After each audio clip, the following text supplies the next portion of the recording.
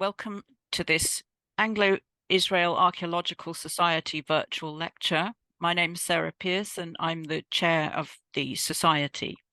And today we're really privileged to welcome Professor Dr. Julia Hillner, who's going to talk to us on the subject of fact and fiction in the Empress Helena's travels to the Holy Land.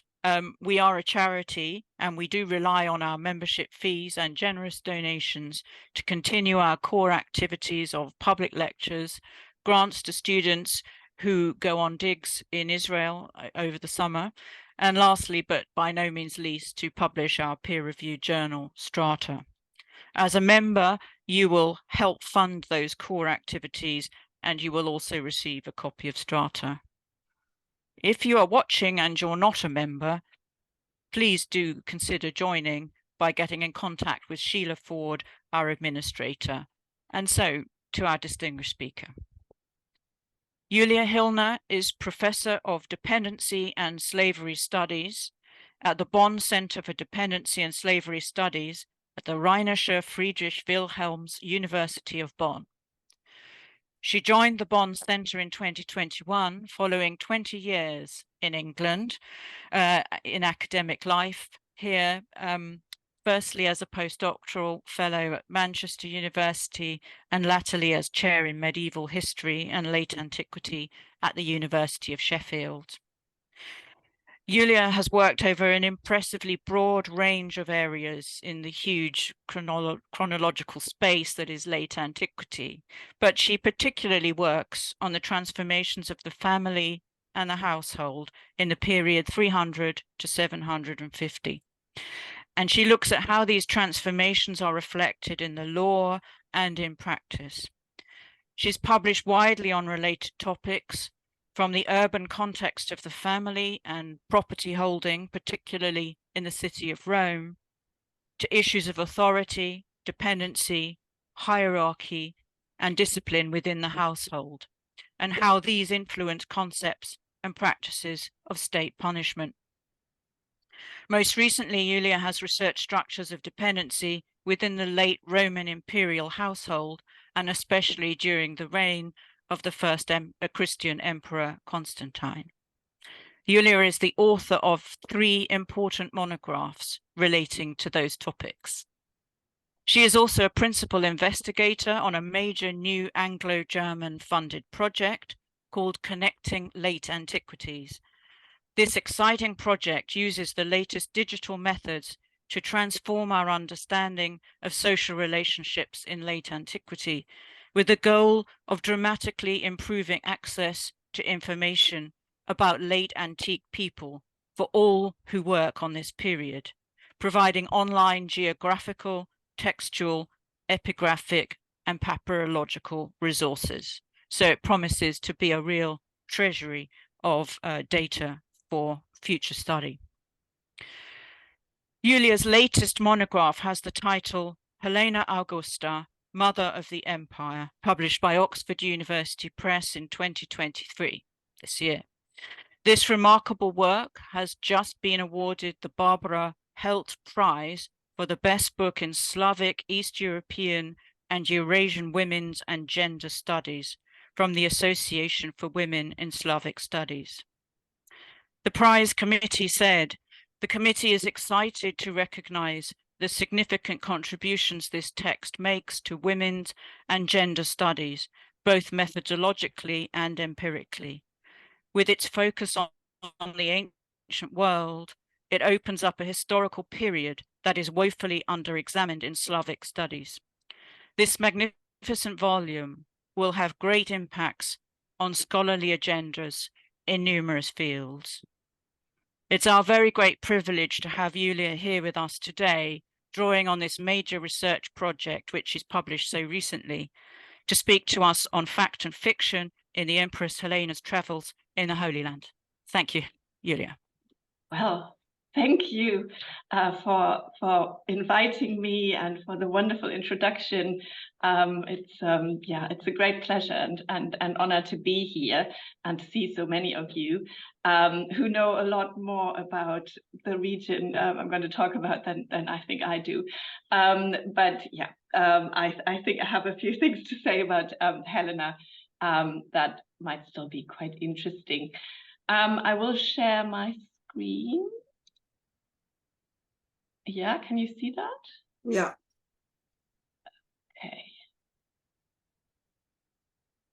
Okay. Yes, so I'm going to speak about Helena. I'm pronouncing her Helena. I know a lot of British people say Helena, but in Germany one says Helena. So that's what I'm going to do. So I'm going to speak about Helena's travels to what was then called Palestine. Now, many of you will probably know Helena more as a medieval saint.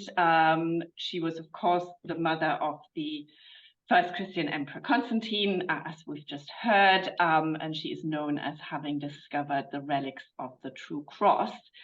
And that is, what she is mostly known for today, as, for example, shown by this fresco that I've chosen as the image for the publicity for this talk by Piero della Francesca, who is kind of the father of Italian Renaissance painting, and shows on this fresco in San Francesco in Arezzo the discovery of the cross. So on the left-hand side, the crosses are found, so 3 crosses are found.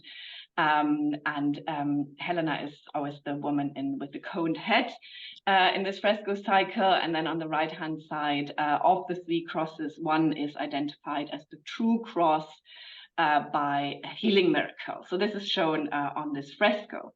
And this is, of course, why she is venerated as a saint all over Europe and also all over Eastern Europe. And I think this is also why the book has just been awarded this prize, because Helena is particularly venerated in Eastern Europe, as I'm sure you know, although she's also very present in other landscapes. I'm sure there is a church dedicated to Helena very close to probably many of you if you are listening in from Europe.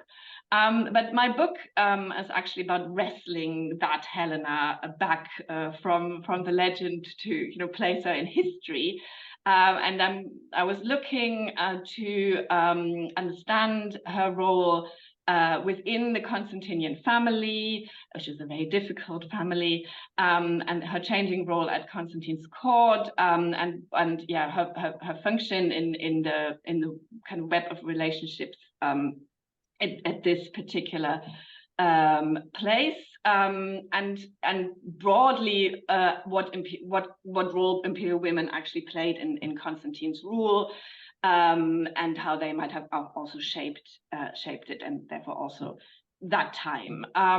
But of course, the question whether Helena actually found this cross has also played a role in my research. For of course, she did visit what was then known as Palestina.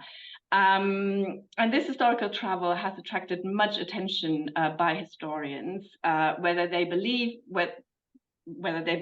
that she found the cross or not. People have researched these travels, because of course Helena visited this region as the mother of an emperor. This had never happened before, and she's actually only one of 2 imperial people who traveled to Palestina in late antiquity, and the other one was also a woman, namely Aelia Eudokia, who was the wife of Theodosius II. Before the 7th century, no Roman emperor visited Palestine.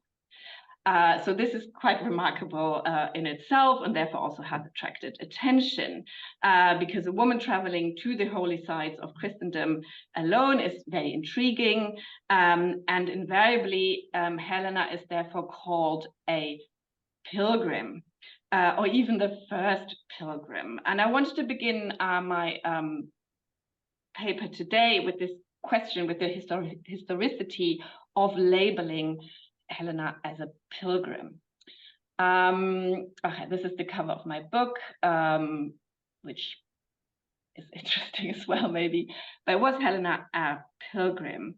To kind of understand why Helena undertook this trip, we actually have to start a little earlier than she did, and I'm going to talk a little bit about the chronology later in the paper. But basically, she traveled after a family crisis at the Constantinian court, and during which several people died, and particularly Constantine's son and his wife, both at the hands of Constantine himself.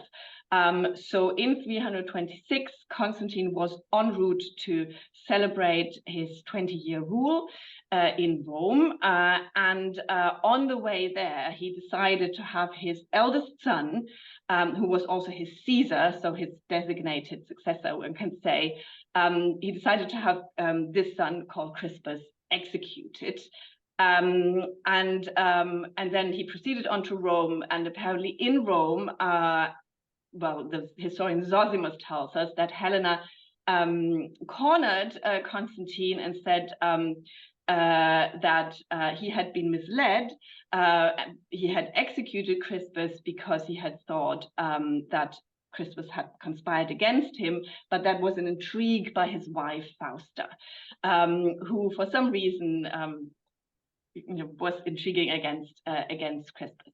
And that upset Constantine so much that he had also Fausta killed in a hot bath. So these two people who were very close to Constantine died.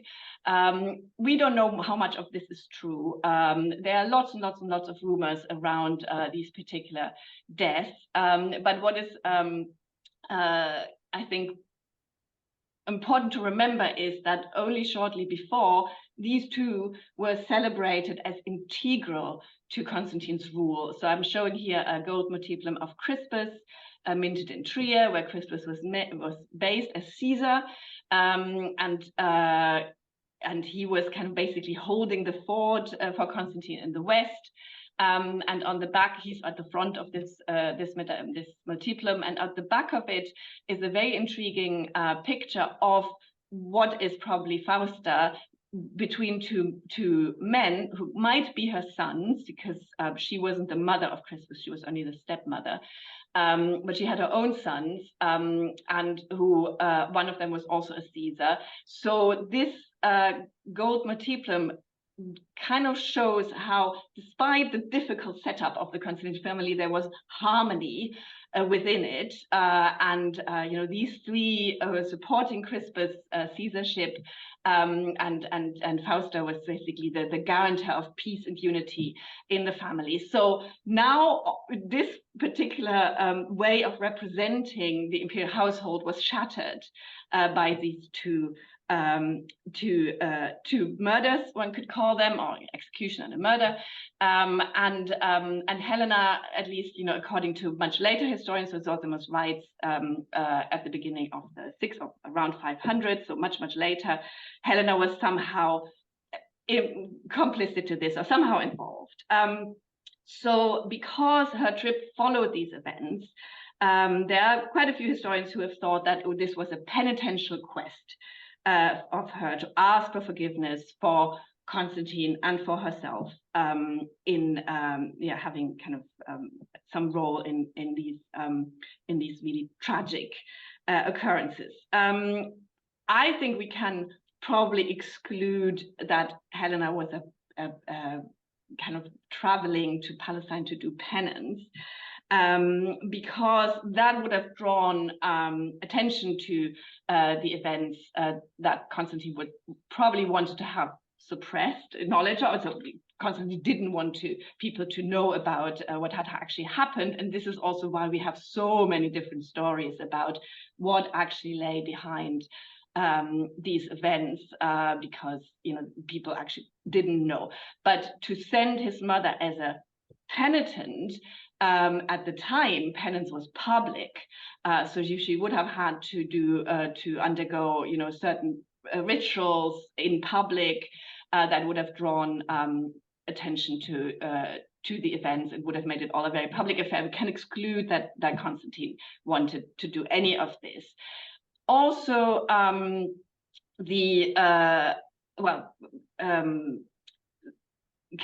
that one would travel somewhere to a holy site to perform penance was not really a thing in the early 4th century yet. But even historians who don't think this was particularly connected to these events still call Helena's travel a pilgrimage, also because this is kind of how the only near contemporary account of her travels, one of the two near contemporary accounts of her travels, the life of Constantine by Eusebius of Caesarea, seems to describe it as a pilgrimage.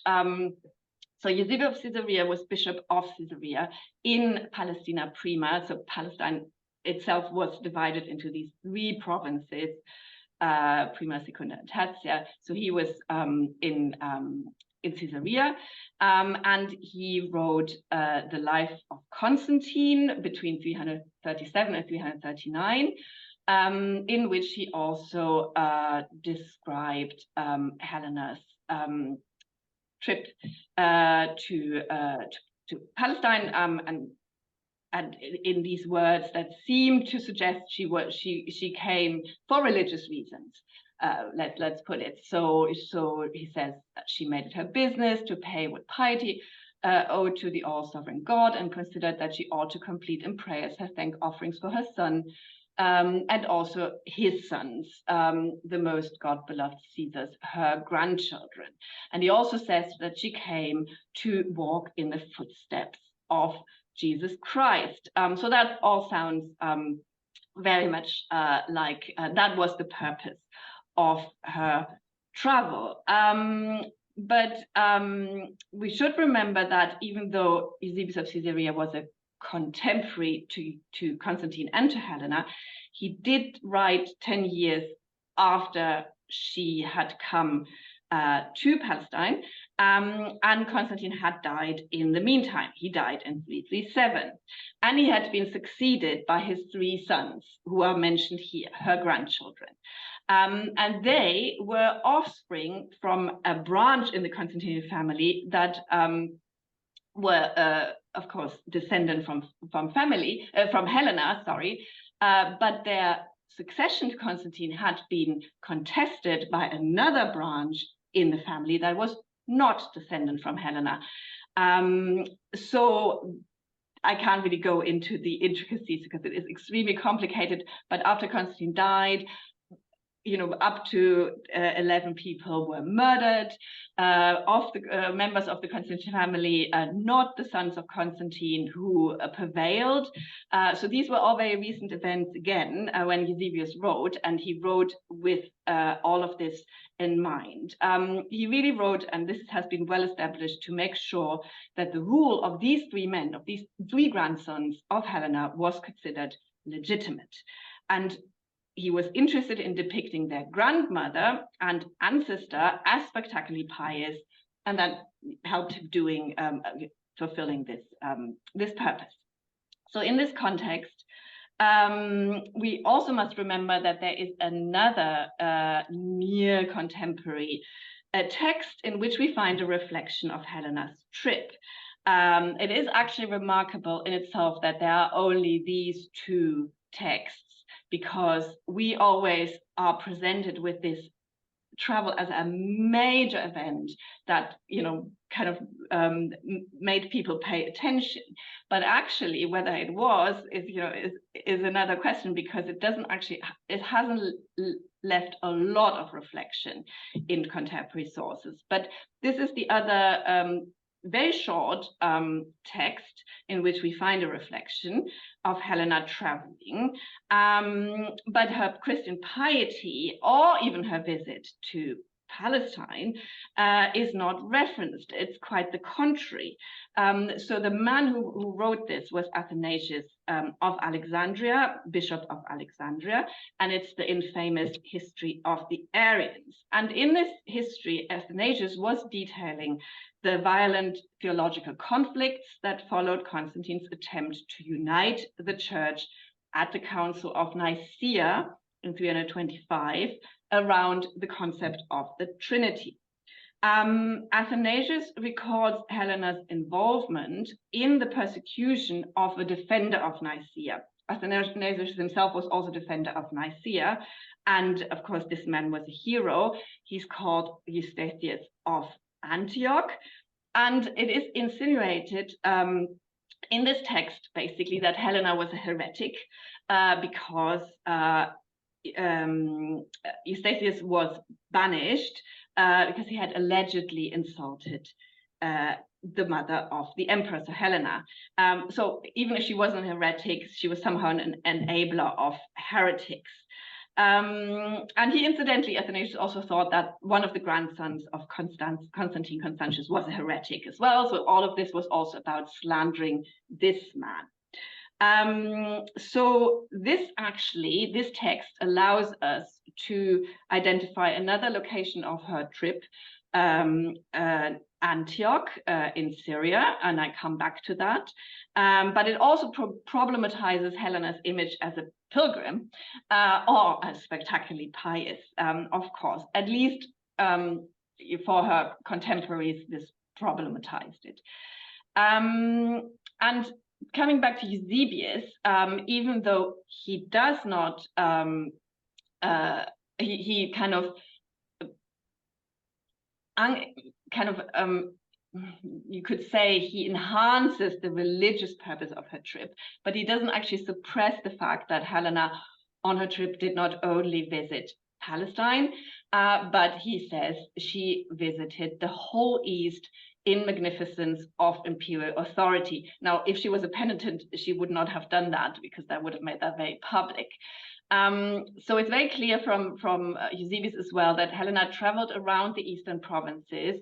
And we also know from him the things she did. She performed actions that can only be described as imperial. She met whole citizen bodies, she held audiences, she dispensed gifts to cities and to the military, to the army, and she freed prisoners and exiles. Her travels are therefore comparable to a traveling emperor. So people have said that before me. So,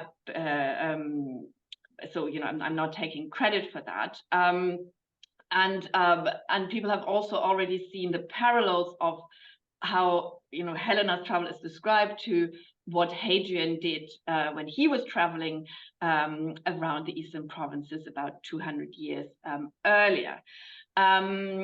But Helena was, of course, a woman, and in order to do these things, these imperial things as a woman, Helena must have been empowered by Constantine, which in turn means he must have been had a purpose sending her on this trip that surpassed Christian piety only. And in fact, when we look at a map of Constantine's rise to rule, it is very clear why he actually thought spreading imperial presence in the eastern provinces was important, because he had actually only very recently added the eastern provinces to his portfolio, if we want to call it like this, in 324, when he had defeated his co-emperor Licinius.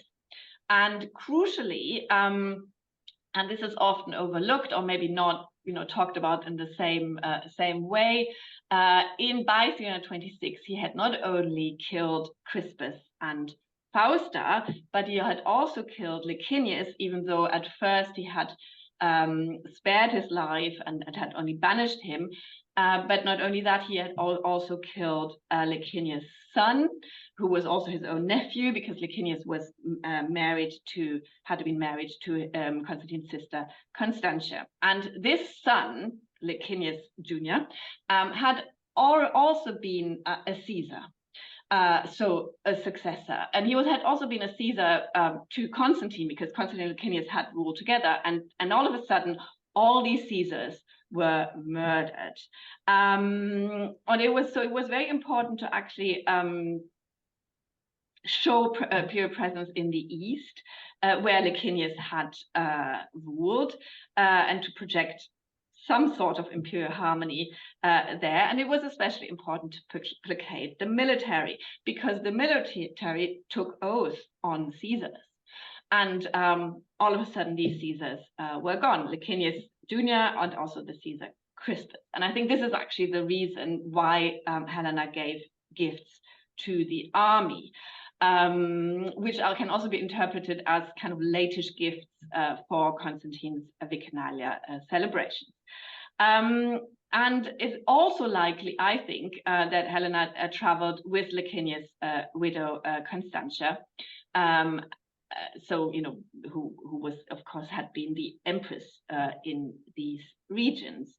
I'm not saying that piety was not important. It was also very important because these regions were much more Christianized than the West, and were also embattled by these theological conflicts. So Eusebius also says that Helena made a point of going to each church in each city she visited, and to see so people could see her entering and exiting churches, and also she would take part in processions and so on. So she would actually get off her whatever she was on, her litter, and walk with the Christian crowd, and all over these regions, is what Eusebius says.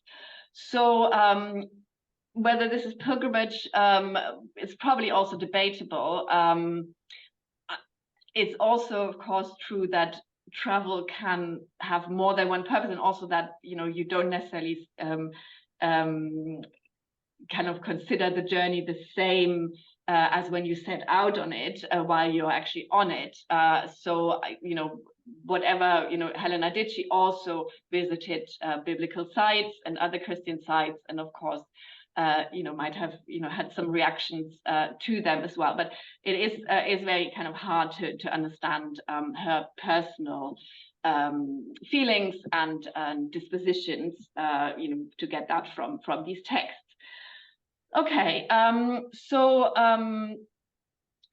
okay, having dealt with this question whether Helena was a pilgrim, we need to kind of consider what she actually did, because she, of course, also traveled to Palestine and to Jerusalem. And the question there is, of course, whether she found the true cross, or what people believed cross relics at the time.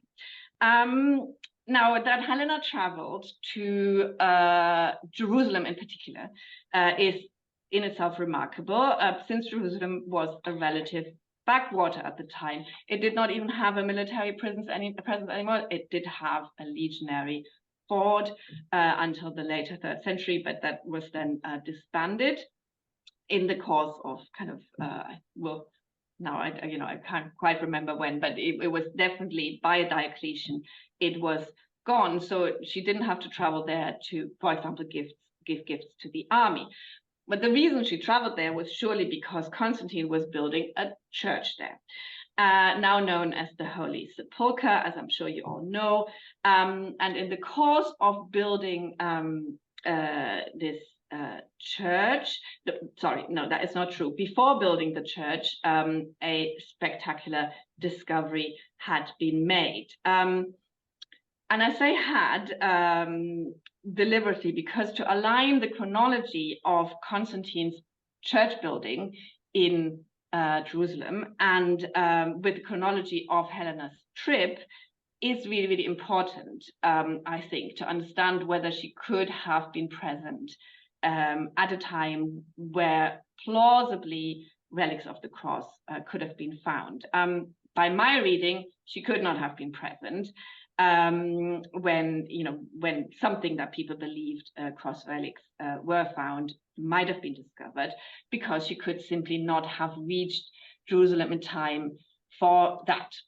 Okay, so it's important to think a little bit about chronology. I'm, after all, a historian, so that's kind of what I do a lot. And it's important to remember that contemporary sources, including Eusebius of Caesarea, do not record the discovery of cross relics during the time of Constantine.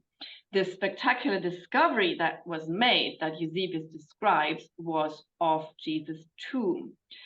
That the cross was discovered too is first recorded in the early 350s by the then Bishop of Jerusalem, Cyril. And he writes that in a letter to Constantine's son, Constantius. And he refers to the person who discovered the cross relics as male. Now, one does wonder why he doesn't mention Helena, since that was the grandmother of the emperor he was writing to. But assuming that what people believed were cross relics were discovered while the Holy Sepulchre of the church, the Constantinian church, was built, the chances are that this would have happened during the excavations of the foundations of the church, because they're further down in the ground, or would have been further down in the ground, of course. And okay, this is the first chronological point. Sorry, it didn't click. These excavations were made, as we know from a letter by Constantine, between 325 and 326, or more precisely after July 325. Because Macarius, the Bishop of Jerusalem, had attended the Council of Nicaea in 325, and had apparently asked the emperor then if he could destroy the Hadrianic temple dedicated to Venus, which the early Christian community believed apparently stood at the site of Golgotha. He got the permission, and in the course of laying destroying this temple, the tomb was discovered. So this was the spectacular discovery that Eusebius writes about. In a letter then dated to the year 326, Constantine, after he had been told about this discovery of the tomb, ordered a church to be built over this site. So Macarius himself didn't seem to have wanted to build a church straight away. He wanted the temple raised to kind of reveal the site of the Passion, so the Golgotha, and then the tomb was found. So for Helena to be present at this, she would have had to travel to Palestina between autumn 325 and sometime in 326. This is, however, very unlikely, because in the summer of 326, Helena was far away in Rome, as we have heard, to celebrate these fateful Vicinalia. She afterwards must have traveled to the east, ready to be insulted or not by Eustathius in Antioch. And this must have happened before early 328, because in early 328, Eustathius was banished for that reason. Now, her only historical connection with the building site at the Constantinian church over the tomb, which is mentioned by a later visitor called Egeria, later in the 4th century, is, so Egeria says that the church over Macarius' excavations was decorated in the presence of Helena. So she was decorated, so kind of already advanced building activity. So Eusebius says that Helena died shortly after returning from her travels, and we know from coinage that she may have died in the second half of 328. It always took, for minting, it always took some time to catch up with events. So by my reading, she therefore visited Jerusalem in the spring of 328. Some 2 to 3 years after Macarius' excavations. Now, you might ask me now why I not believe that Helena could have traveled to Jerusalem between autumn 325 and the summer of 326, visiting Antioch in late 327, perhaps on the way back from Jerusalem. And that would align this chronology. Now, the reason is the nature of imperial travel, because those writing about Helena's trip, modern historians, including those who think she started from Rome, rarely pause to reflect on what was involved in imperial travel. They place Helena in Rome and then immediately in Jerusalem or in Antioch as if she could have taken a plane. But she could have sailed relatively quickly for sure. I want to, maybe you're probably all familiar with the topography of Jerusalem, but just, very quickly, this is Jerusalem at the time of Herod the Great. Golgotha is here. And this is where then Hadrian built the temple dedicated to Venus or Aphrodite. So this is where the excavation were then made.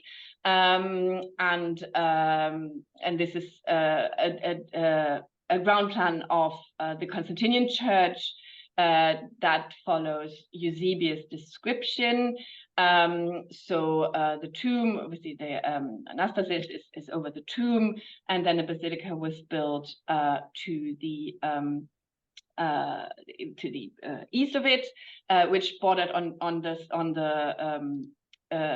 the Roman street. So you entered from the Roman street. I'm sure you're all familiar with this. So some people believe that cross relics were actually found in a well under the what is now the church, the basilica, while of course the tomb is under that rotunda, which is separated from the church by an atrium in the Constantinian basilica complex. Okay, but back to Helena's travel. As I said, people can place her here and place her there. I think she could have probably sailed relatively quickly from Rome to Palestine over open water from Portus, Ostia, or from Naples to Alexandria, and from there then to Caesarea or to Gaza. She could have also gone by coastal navigation via kind of the Peloponnese and then the southern coast of Asia Minor.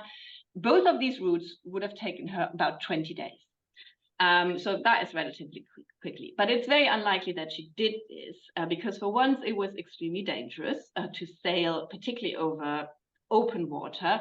And it was also not necessarily so quick at the time when Helena was most likely traveling, because you might remember she had to could only set off from Rome after the Vicinalia, so in September of 326, and in September and October, in at least the northern route by coastal navigation, there was this wind in the Aegean, and it was very, very difficult for ships to go east at that time. So that would have been quite bothersome for her. But more importantly, Helena was on a public relation trip, as we now know, there to meet and to be seen by as many people as possible. We know this from Eusebius. And who witnessed her doing this? She therefore almost certainly, as most emperors did all the time, traveled overland with lots of ostentation. And it would have been very surprising if she did not do this for the first half of this trip, in the company of Constantine, because Constantine, after the Vicinalia in Rome, also traveled back from Rome to the east, particularly with a big train. That trip is very well documented. We know where he stayed and also how long it took. And it took very, very long. So this is the route I think Helena took. And we know Constantine stayed in all these places after Rome. He stayed in Aquileia, he stayed in Sirmium, he stayed in Naissus, he stayed in Serdica, he stayed in Constantinople, and then he reached Nicomedia, which was his favorite residence. And he reached Nicomedia only in the summer of 327. So it took him about 10 months to travel from Rome to Nicomedia. Of course, he could have traveled much, much faster, but he was on a public relations trip too after all those murders. So we should remember that when he actually had traveled to Rome from Nicomedia for his Vicinalia, staying in all these places as well with Fausta. And now he was coming back without his wife, and with a totally disfigured family. So we can imagine that he traveled quite slowly because he was doing a lot of he was meeting people and was letting himself see ceremonies and so on. Imperial travel was really slow. It involved a lot of ceremonies, speeches, banquets, processions, and so on, circus games. If these places had a circus. And just as an example from Hadrian, it took Hadrian to cross the Anatolian Peninsula on his trip, just the Anatolian Peninsula, 6 whole months in 128. So by that reading, Helena could not have actually gone on her own trip, which was then from Nicomedia to Jerusalem before the summer of 327, because I imagine she did travel with Constantine. I mean, why would they take different trains and different they didn't take the train travel on the same route in different contingents. So I do think she reached Antioch in the autumn of 327. And ready to be insulted by Eusebius or not, and then went on took this road further down to Jerusalem, not without detours, because to give gifts to the army in the east, you had to travel where the army was, and the army was stationed predominantly in Mesopotamia, so around Edessa. Or near Edessa, and that's also where I think she went. So it might have taken her a bit longer as well, or she did on the way back. We don't really know. It is certainly possible that after that she reached Jerusalem. I think she was in Jerusalem. Or in Palestine generally, in the spring of 328. And it's certainly possible that had cross relics been found by that point, when the building complex was already in an advanced state of completion, she may have been presented with one of them. And this gave then rise to the legend and so on. Okay, all of this is maybe speculation that will be shown to be wrong by the current excavations in the under the Holy Sepulchre, of which you might know, but there is a team from the Sapienza in Rome, led by Francesca Romana Stasolla, which is currently excavating under the, or kind of making some surveys under the Holy Sepulchre.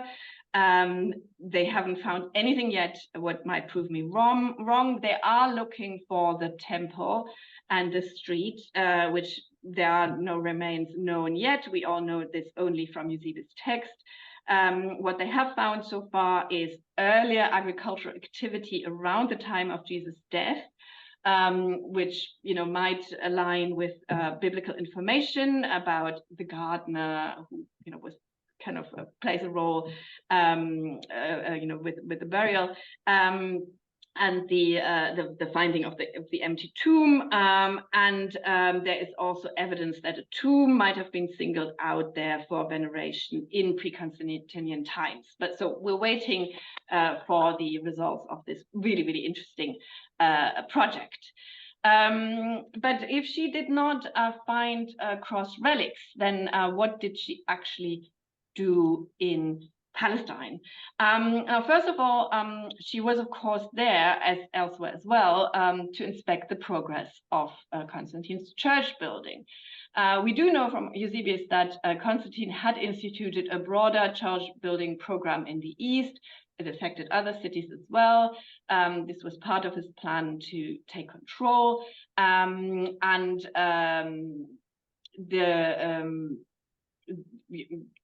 Alongside gifts to soldiers and the release of prisoners and the return of property. Now, these last two bits, the prisoners and the exiles and the return of property, this referred probably to people who had been persecuted by Licinius, possibly for their Christian beliefs. Now, Helena traveled to make sure that these orders were executed. They were not her orders, they were her son's orders. But our sources indicate that Helena and other imperial women too were involved in activities in Palestine. And this is a map where I have mapped certain locations that have some kind of connection not only to Helena but also to other Constantinian women. So some of them indicate the renaming of cities or settlements after women. So Mayuma, the port of Gaza, was renamed after Constantine's sister Constantia, who was also the widow of Licinius. And Daberia in Galilee was renamed Helenopolis at some point. And these seem to have been awarded to honor Christian conversion, perhaps, but this is really pure speculation, on occasion when these women visited. In the case of Daberia, a visit of Helena is recorded in a later medieval source, and it's there said that the inhabitants pledged allegiance to Christianity and to Constantine, and therefore this might be Helenopolis, a town in Palestine that we know was renamed after Helena. So if this is true, we can see that the imperial presence was spread quite widely across the provinces of Palestina. But Helena is connected to further church founding too. The evidence is difficult, as most of this evidence. It comes from Eusebius' Life of Constantine again, which bears witness to the very difficult writing process that Eusebius undertook, and also the changing purpose of his writing. Now, in a nutshell, the Life of Constantine was first planned as a praise speech upon Constantine when Constantine was still alive, partly also to exonerate Eusebius himself, who some people deemed as not so committed to the concept of the Trinity or Nicaea. It then morphed into a quasi-hagiography to support the rule of his three sons after Constantine's death, who, as I mentioned, had come to power under violent circumstances. So for all these reasons, Eusebius was really fond of the number 3. Trinity, 3 imperial sons, 3 imperial churches in Palestine as well, over 3 caves where people experienced 3 theophanies. There are lots of 3s in the life of Constantine. And to stay true to this scheme, Eusebius obviously talks about the church over the tomb. It's one of the 3 churches that Constantine founded in Palestine. But to make this 3, he fudges over the actual site of one of the churches, because he says that one was at the Nativity and the other one was at the top of the Mount of Olives, as this would make it one of the theophanies, the Ascension. But later on, he says, actually, the church was built at the cave where Jesus taught his disciples. And this would make it 3 caves: the tomb, the nativity, the teaching cave.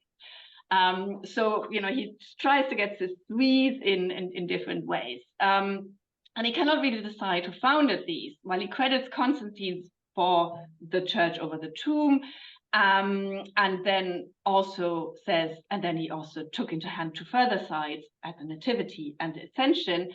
A short while later in the text, it is Helena who founds these later 2, the Nativity and the Ascension Church. And this is probably a later addition to the text, as the whole Helena excursus is kind of rewritten. That is really clear from the life of Constantine, that there are she dies twice, basically, in the life of Constantine, because he describes this twice.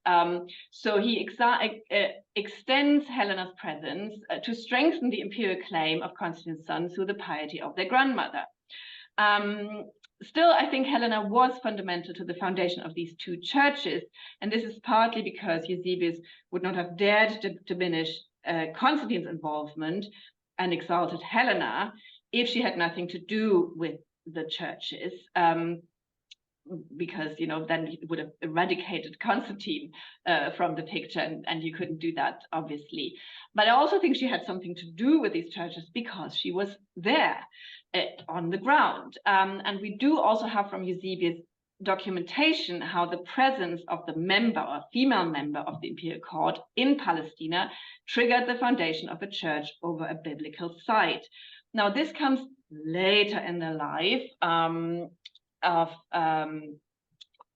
Constantine, because dealing with this altogether would have disturbed this 3-fold scheme, because this is actually a 4th church. And Eusebius does not list it with the other ones for that reason. Now, the woman in question who is involved in that church foundation is Constantine's mother-in-law, Eutropia, who actually, I think, traveled with Helena for various reasons that I don't have time to detail here. And the site in question is Mamre, where, according to the Old Testament, 3 angels appeared to Abraham to announce the pregnancy of his wife, Sarah. Eusebius cites verbatim a letter of Constantine to the bishops of Palestina that describes how his mother-in-law, when she visited the site of Mamre, found it covered with pagan idols, upon which she wrote a letter to Constantine to complain about this.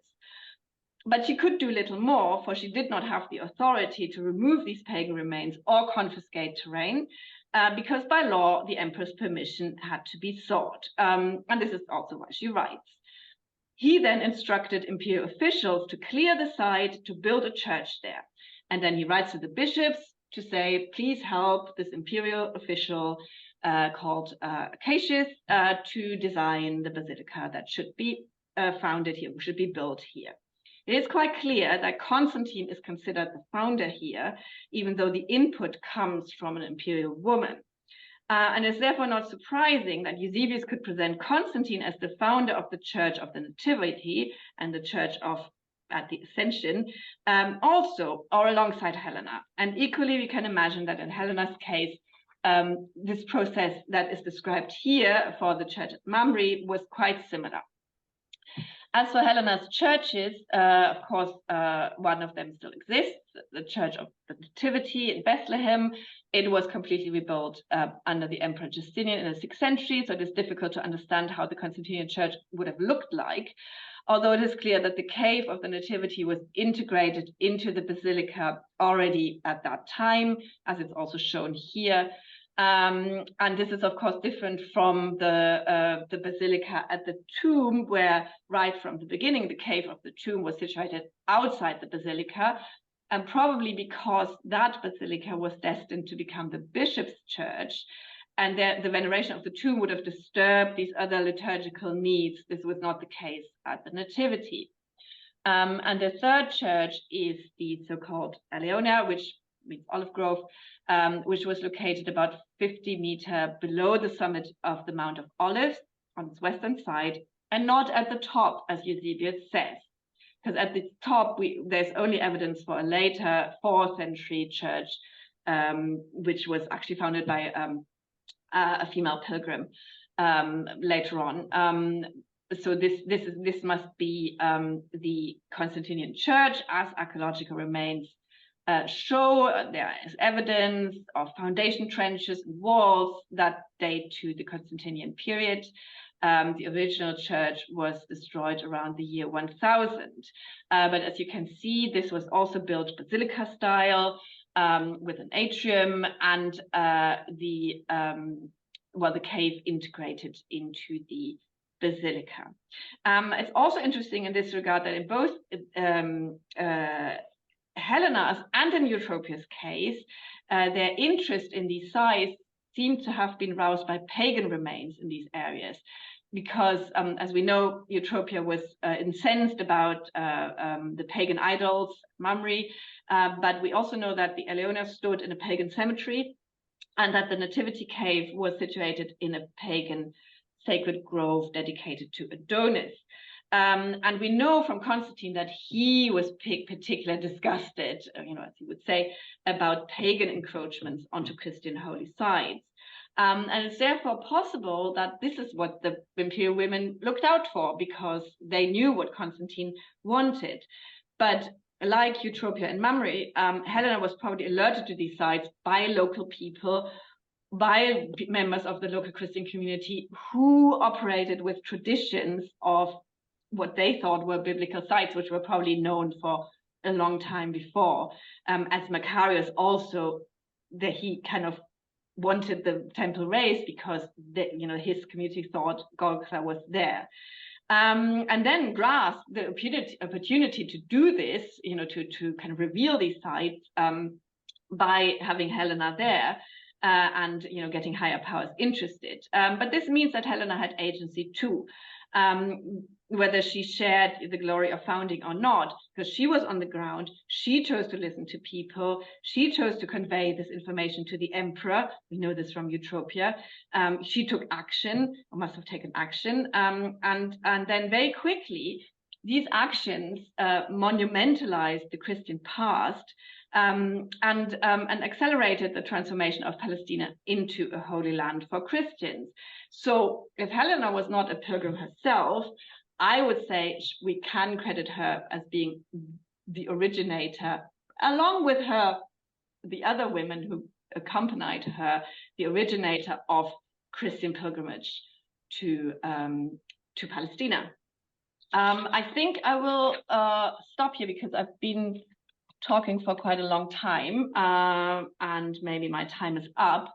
I'm happy to answer questions about why Helena was actually then known as the discoverer of the true cross if she didn't actually find it.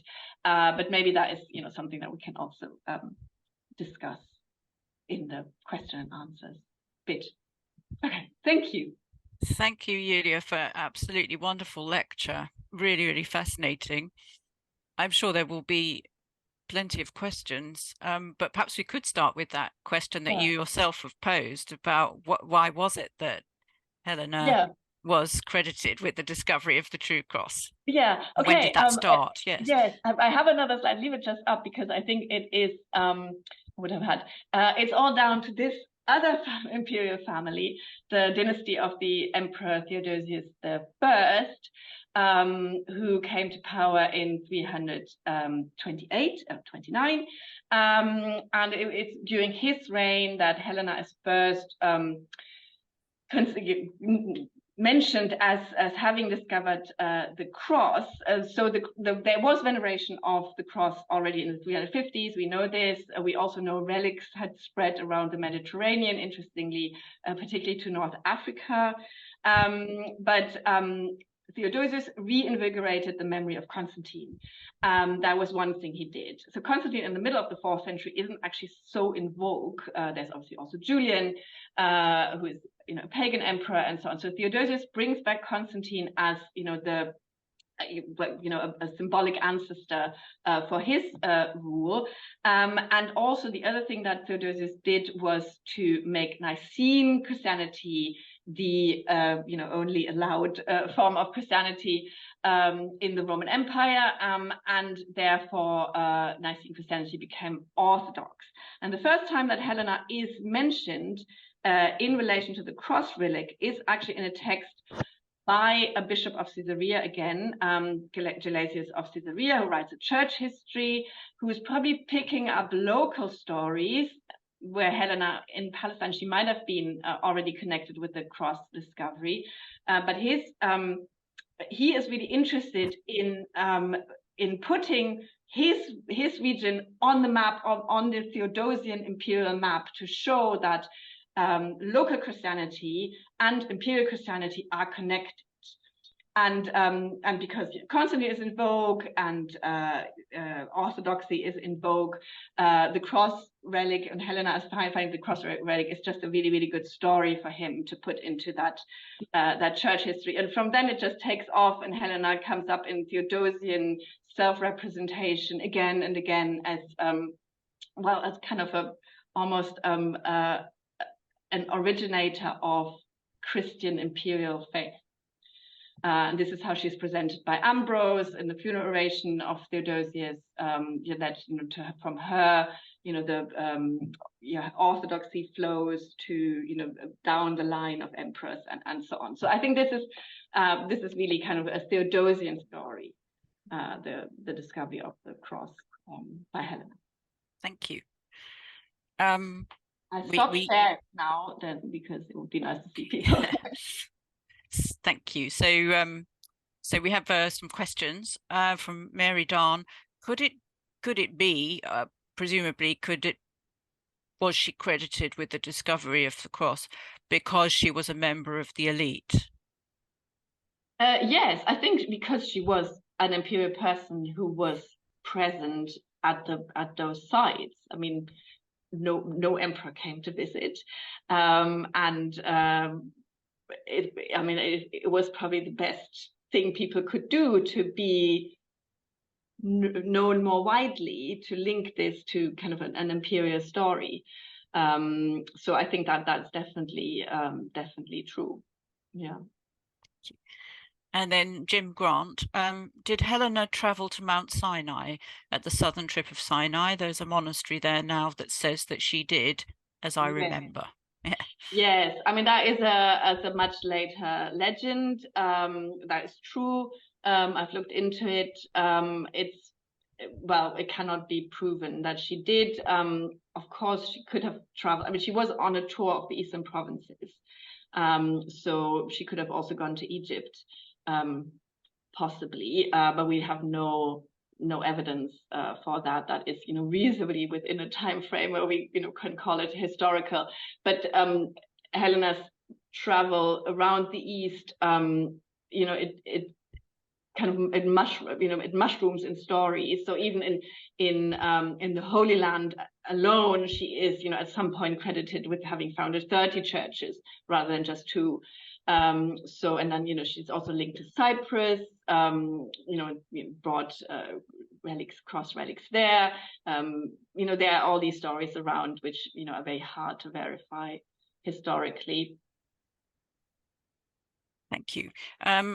I don't know if this question shows up in the chat for everyone. It may have just been sent to me, but it's from Nicholas Brett. I have a problem about Helena in that in 326, she would have been about 80 years old, which seems extraordinarily old for that period. Not necessarily. I think it is it wasn't uncommon for people to get to old age. I think Tim Parkin has a very good book on it, actually, Old Age in Roman old age or something like this, and he kind of puts to rest this idea that people didn't know no one ever grew old. So it's not uncommon, but of course we don't actually know how old she was. I mean, all of this is very it's kind of based on very vague things that Eusebius says. But of course, if she was this old, she undertook, a lot, a very burdensome travel at that age. I found that quite intriguing in terms of thinking about her as a person. How would that have felt, being this old and having to, traipse around, all the eastern provinces and meet the army and the people from cities and so on. I found that quite interesting to think about. But, there are 80-year-old people who feel quite young. So, yeah. So that's how I tend to think about her. Thank you. So a question from Gloria, London. Can you please say more about her visit to Cyprus? Oh, it's also these local legends. I think she could have feasibly, I need to kind of go back into chronology. So because Eusebius actually says that she died in the presence of Constantine. Now, I've obviously tracked her movements in a very kind of intricate chronological way, and if it's true that she was in Jerusalem or Palestine in the spring of 328 and went back in the summer of 328, she actually could not go back to Nicomedia in Constantinople because Constantine wasn't there anymore. She must have met him somewhere on his way west because he was traveling west at that time. And I think probably in Serdica or Thessaloniki, if she had died in the presence of Constantine, which she did then die, at the later half of 328, or that's what we think. And therefore, I think she might have actually at that point taken a boat. She had to take a boat for my chronology to work. And of course, that would have taken her, if she had gone to Thessaloniki, via Cyprus. If that wasn't so uncommon at that time of year, actually to sail west, because you would have actually had those winds would have been quite favorable. And I do wonder if that's true, whether that is, whether she actually had visited Cyprus, and whether this legend comes from, some kind of local knowledge of, her having been there. But that is just, I did wonder about Cyprus as well, why particularly Cyprus is so connected to Helena. I was wondering if you could say a little more about these excavations. There's sort of a bishop as an archaeologist in Jerusalem at the time, digging it. I don't know what he would have been doing, but working on the site of what would become the Holy Sepulchre. Yeah. And also, what do we know about how people like Eusebius were able to map Palestine? How did they know where places were? Yes, not entirely sure I can answer that question, but I think what bishops were interested in was first of all to get rid of pagan trappings. We know that is a little later in the 5th century that the Bishop of Gaza also travels to the emperor to have a pagan temple removed from his city, Yes. and they had to do that because they couldn't do this themselves. This had to be done by imperial order. So I think that is what Macarius wanted. He wanted the temple of Venus to be removed because the Christian community thought there was a holy site there. Now, I don't know. I mean, it seems to be knowledge also by Eusebius, of course, he writes at the same time of locating kind of biblical events somewhere in the landscape. But in Rome, which I know better, that is also the case. People kind of venerated the tomb of Peter since the 2nd century, and singled out the tomb, at the Circus of Nero and so on. So, and that is quite close to the time in which he supposedly died. So one could still think about oral transmission of stories that come from contemporaries, and I can imagine maybe something like this happening as well. Although Palestine is, of course, a very difficult region, so many transformations as well. I don't know enough about the earlier period, but I'm sure there are people here who do, like I think Martin Goodman is here, who would be able to answer that question. How where were Christians in Palestine? After also, I don't know. I mean, there's a lot of violent military conflict. Yes. Also. How people could keep track of that kind of knowledge, and I don't entirely know. Oh, well, thank you. No, that's really interesting. And you have a question from Martin Goodman. How important was Cyril of Jerusalem in establishing the reputation of Helena? Not really.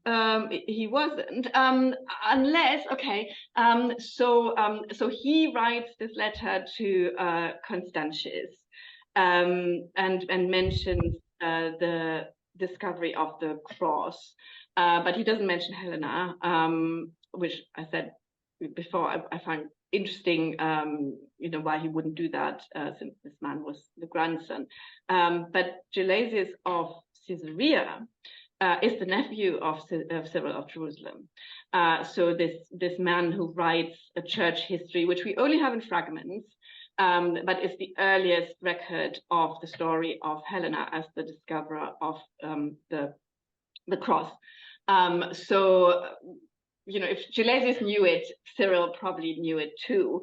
And it's hard to understand what was actually told about this relic in Jerusalem, on the ground. When Egeria visits, and she comes, I think, about around 380, there is already a ceremony, liturgy around the cross. The cross is shown and so on. It's in this silver box. And then also people have cross relics, and there are already people in Jerusalem at the time who know the story of Helena as well, who own cross relics like the elder Melania. So there is definitely something going on in Jerusalem with this story that is then taken to a higher level when the Theodosians become interested. So that is kind of, he wasn't so instrumental, but I'm sure he knew about it. And pulled it out of the hat at a opportune time, I would say. Thank you. And you have a comment, I think, from Dikla Zohar.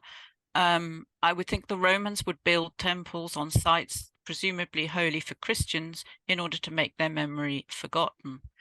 Actually, by doing this, they preserved the site. So Christians in the later period would want to dig under pagan temples to find their previous remains.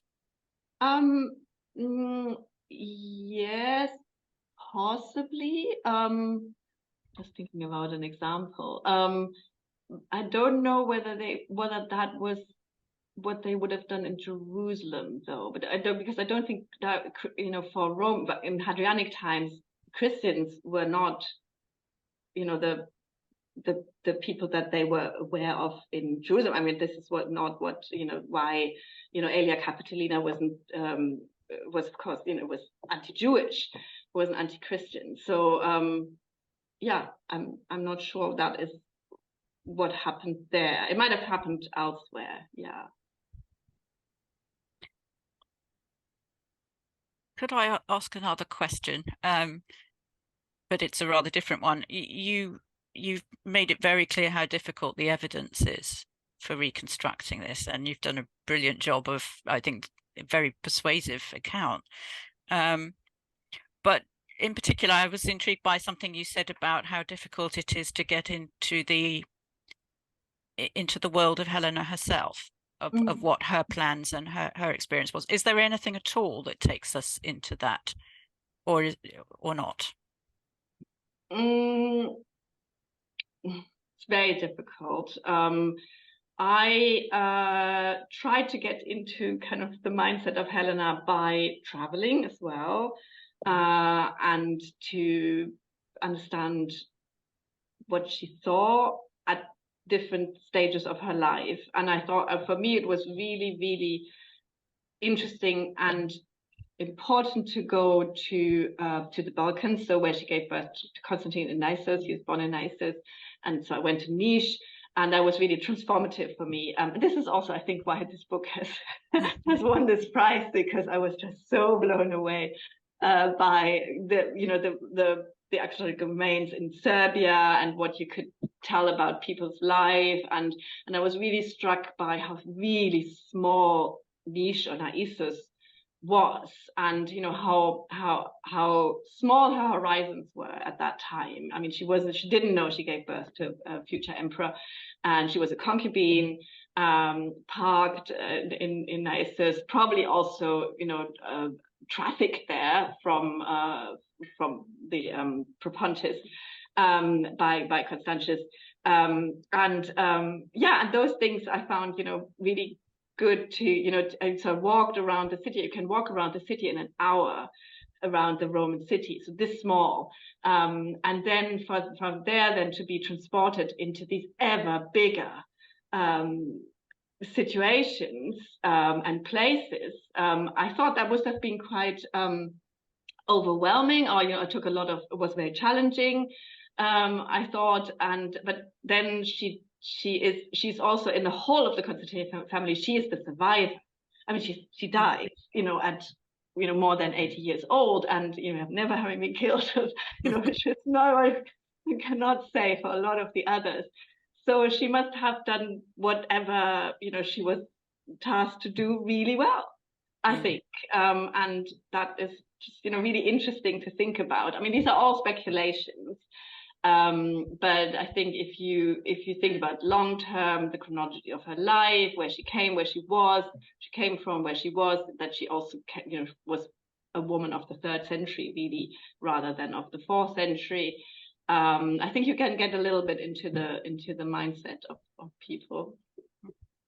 Thank you very much. That's really very interesting. Oh, we have another question. Is anything known of her attitude to early martyrs? Yes. Yeah. It is said that she was really into this one martyr, Lucian of Antioch, who died actually in the persecution by Maximinus Daia, so the later stages of the Great Persecution at the beginning of the 4th century. And her supposed birthplace was also renamed Helenopolis.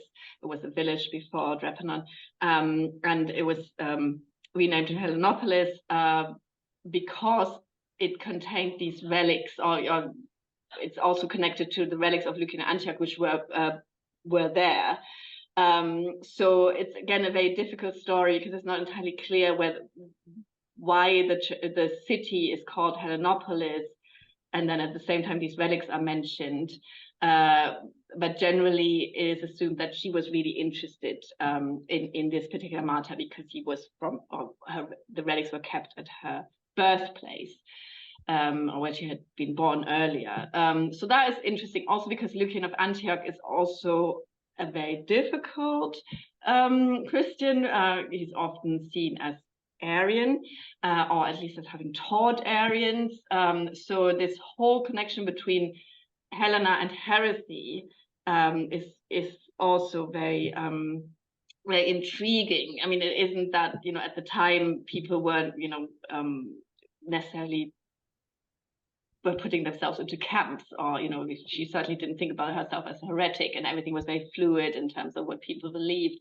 But she was certainly not if you're digging a little bit further, making Helena this icon of orthodoxy is actually quite ironic, because in her lifetime and shortly after, she's always connected with these bit ambiguous figures, like Lucian of Antioch, the banishment of Eusebius of Antioch as well, and it looks like she didn't necessarily believe what other people then later on thought she did. Thank you. And Marion Stone, who asked that question, has also asked, is St. George somebody that she Helena has anything to say about. I don't know about that. Yeah, I have come across St. George. Yeah.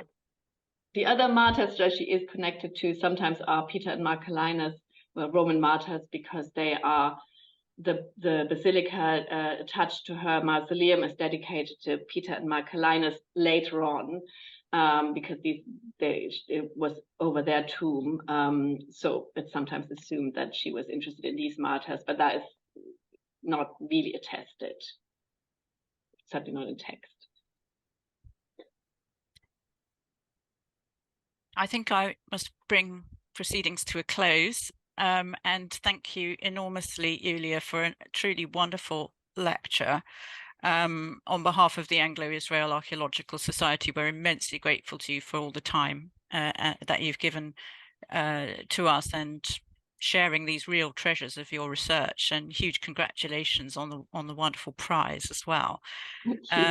You've taken us through an immense amount of very complicated and difficult material, so very, very clearly. You've shown us the dramatic context of Helena's visit to Palestine with all the murderous family. You've shown us that it's very unlikely that she went as a pilgrim to Palestine, equally unlikely that she found the true cross, but that she was really on a PR trip. But in the process, she also laid down the foundations that would provide so much work for archaeologists in the future as well, with this extraordinary activity in Palestine, in Jerusalem, as well as more broadly, and this enormous impact on originating Christian pilgrimage in the Holy Land. So huge thanks to you. Thank you so much. And yes, we look forward to hearing what the next episode of your research is. So thank you so much. Yeah. And thank you to everyone. Thank you all. That Yes. was wonderful. Thank you. Thank you. Have a good evening.